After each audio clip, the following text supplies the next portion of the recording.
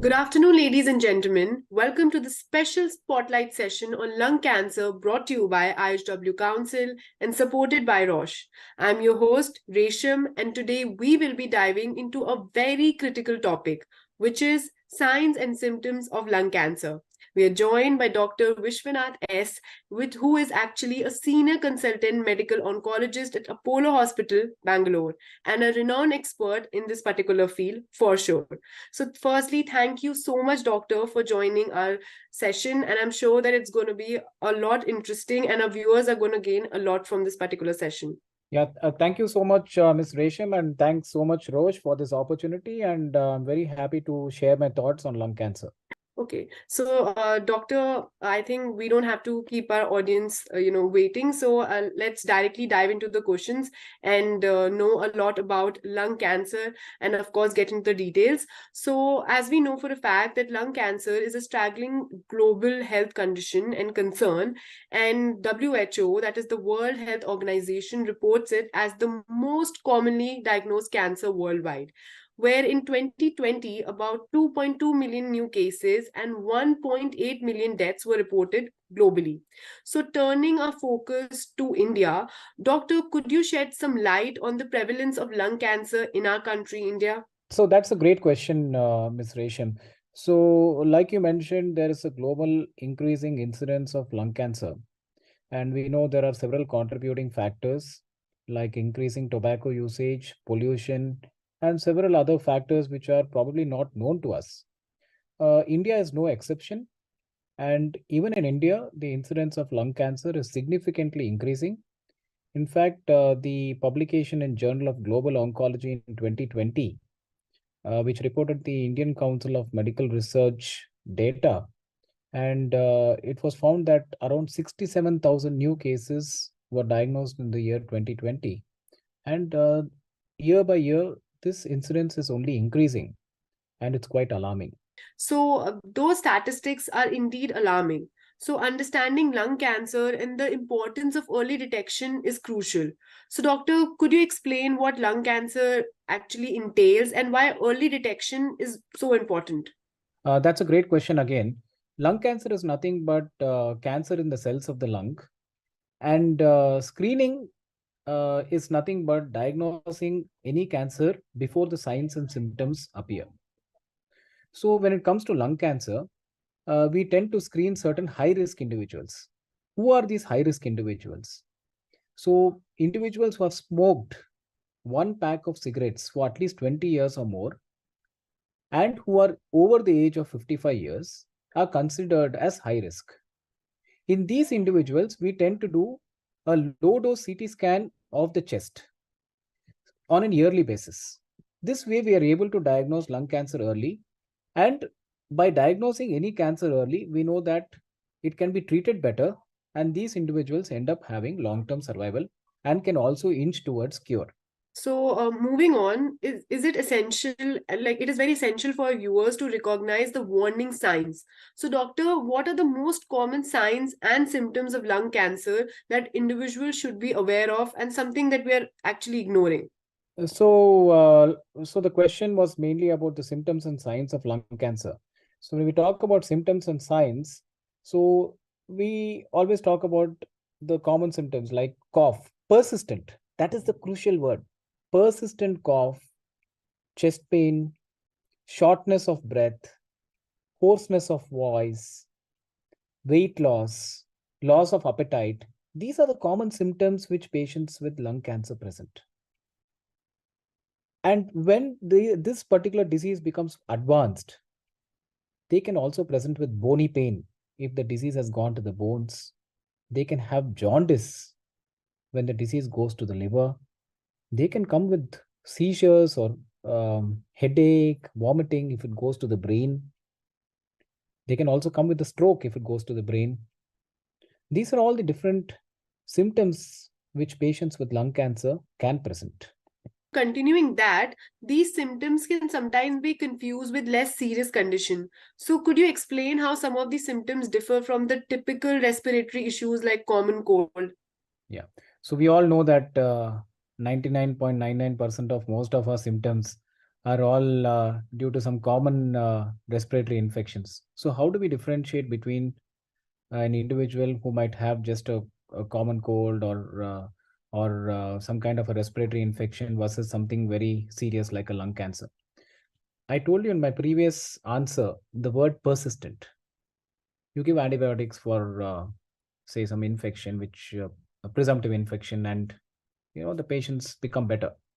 But in here, when we talk about lung cancer, the patients tend to have these persistent symptoms and they do not resolve with common treatment like antibiotics or steroids for whatever reason it is being given for.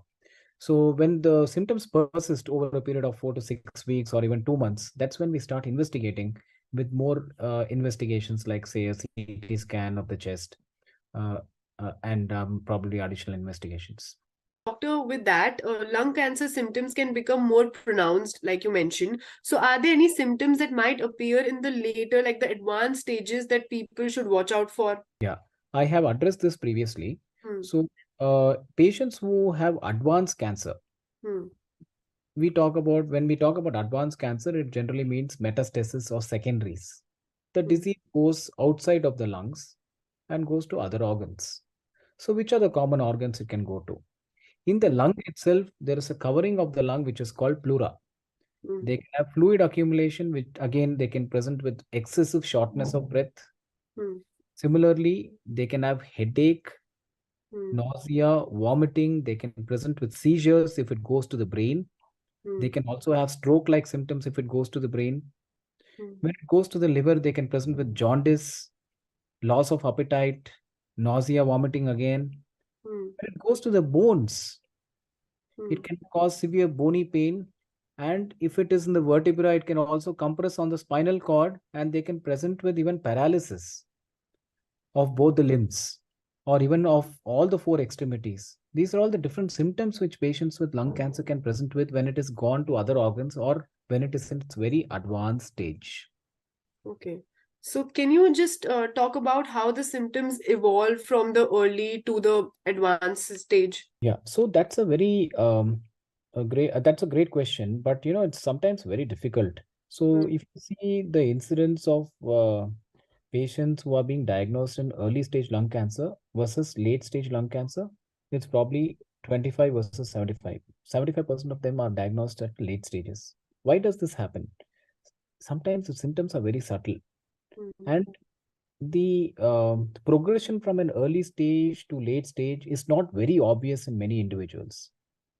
And just like we spoke previously, that advanced stages can present with various symptoms, uh, they are not so pronounced until the patients say the liver is studded with disease, or the brain is studded with disease, or the bones are studded with disease. So it takes time for the patients to have symptoms even when it comes to advanced stage. So, with that, doctor, we often hear the link between smoking and lung cancer.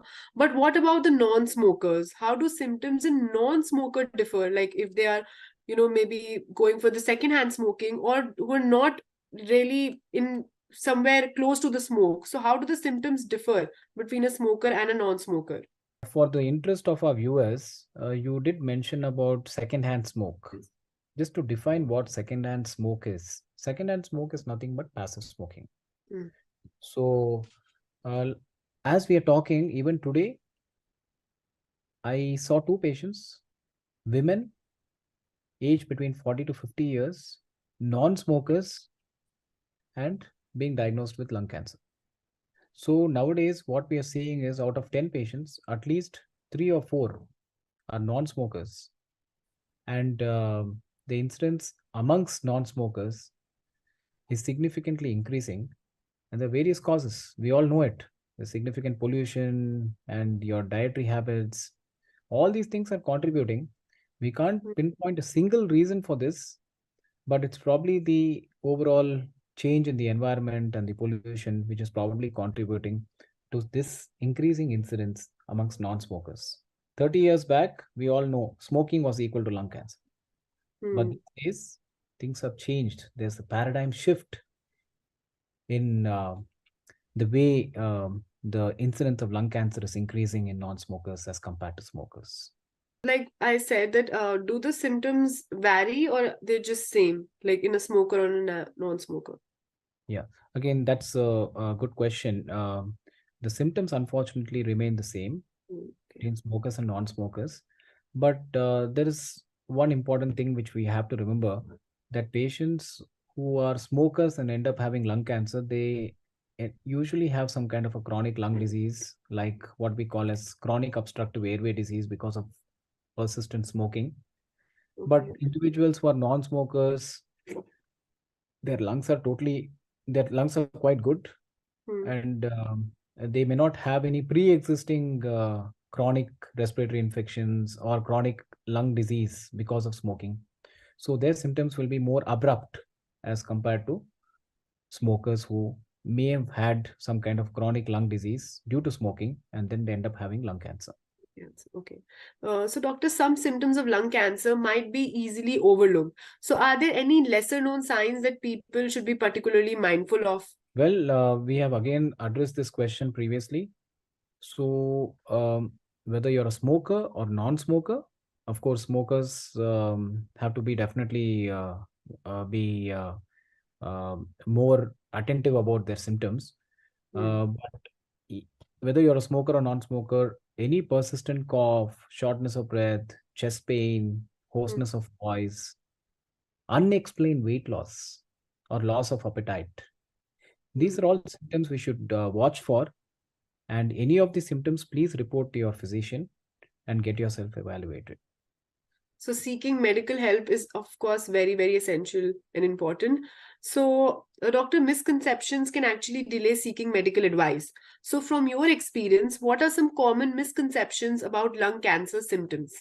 Uh, well, the common misconceptions, you have stated one, that non-smokers may not develop lung cancer, but that's not the case. We have seen quite a few non-smokers developing lung cancer. Women may not develop lung cancer. That's again wrong. 4 out of 10, 10 of our patients are women, non-smokers who end up having lung cancer. And again, the common symptoms like, cough, chest pain, shortness of breath are Hmm. probably due to some infections or TB, and it is not lung cancer. This is again a misconception. So these are all the common misconceptions which delay seeking medical help amongst our patients. So, lastly, what advice would you like to offer our viewers who are listening right now about maintaining lung health and being proactive in recognizing potential signs of lung cancer? Well, if you're a smoker, absolutely no to smoking. That's the first and paramount important statement I would like to mention. And please keep in mind that even if you have smoked 20 years or 30 years back, the risk does not become zero. So it's always good to be a non smoker or a never smoker in your life. Second, any symptoms which are persistent, like I previously addressed, cough, shortness of breath, chest pain, hoarseness, weight loss, loss of appetite, please seek medical help. And if you've been smoking for more than 10 to 20 years, and if you're over the age of 50 to 55, please ask your doctor if there is any screening method like low dose CT scan. And if you are eligible for that, not everyone who is a smoker should undergo a low dose CT scan because there is some radiation which is involved with the CT scan. But please go to your physician and find out if you're eligible for this low dose CT scan, the screening test, so that lung cancer can be diagnosed early. And there's a plethora of treatment for lung cancer. Early stage lung cancer, surgery can, plus or minus some targeted therapy or chemotherapy, can cure it, at least in a large set of patients. And the stage 2, stage 3 patients can, especially the stage 3 patients, can undergo some chemotherapy with radiation, and they can live pretty long. And stage 4 patients, again, it is not a death sentence. We have so much of treatment: immunotherapy, targeted therapy, chemotherapy. So all these have significantly changed the dismal outlook which patients with lung cancer had. And these days, with this treatment, even stage 4 lung cancer patients are inching towards probably 4 to 5 years of survival, or even more in certain situations. So, firstly, say no to smoking, seek professional help, and of course, be positive. So, thank you, Dr. Vishwanath, for your enlightening answers and words. Your insights are valuable in raising awareness about lung cancer and the critical importance of early detection, too. To our audience, remember it's always better to be safe than sorry. And if you notice by concerning signs or symptoms, please seek medical advice as soon as possible. Keep yourselves and your family healthy. We hope to see you super soon in another important discussion about lung cancer. Meanwhile, keep following our social media pages for more health related information and content. Thank you so much, everyone. Thank you so much, and thank you, Ms. Resham. And I thank Roche for this very innovative initiative to spread awareness about lung cancer. And may this kind of awareness programs be done more often. Thank you. Thank you, Doctor.